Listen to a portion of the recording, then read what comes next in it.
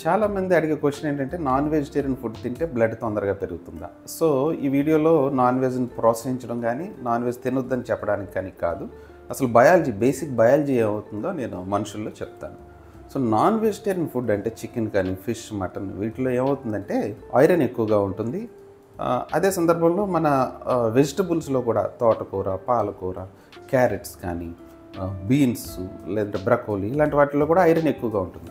But non vegetarian ఫుడ్లో ఉండే ఐరన్ని him iron అంటాము, వెజిటబుల్స్లో ఉండే ఐరన్ని నాన్ హీమ్ ఐరన్ అంటాం అన్నమాట. మన బాడీ ఎలా తయారైందంటే మన ఇంటెస్టైన్స్ ఈ హీమ్ ఐరన్ని బాగా తొందరగా అబ్జార్బ్ చేసుకుంటాయి, ఎక్కువ మోతాదులో అబ్జార్బ్ చేసుకుంటాయి. హీమ్ ఐరన్ అంటే నాన్ వెజ్ ఫుడ్లో ఉండే ఐరన్ అనమాట.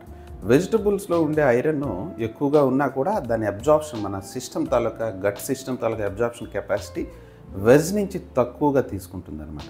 సో నాన్ వెజిటేరియన్ ఫుడ్లో ఐరన్ మన బాడీలోకి ఎక్కువగా వస్తుంది. దాంతోపాటు ఇంపార్టెంట్గా వైటమిన్ B12 అనేది నాన్ వెజిటేరియన్ ఫుడ్లో ఎక్కువగా ఉంటుందన్నమాట. చాలామంది వెజిటేరియన్స్లో ఐరన్ బాగున్నా కూడా వైటమిన్ B12 డెఫిషియన్సీని ఎక్కువసార్లు మేము చూస్తూ ఉంటాం. సో నాన్ వెజిటేరియన్ ఫుడ్ అనేది తక్కువ మోతాదులో తినాల్సినట్టుగా వారానికి 1-2 సార్లు తినగలిగితే రెడ్ మీట్ని అవాయిడ్ చేసి బ్లడ్ని పెంచుకునే అవకాశం ఎక్కువగా ఉంటుందన్నమాట.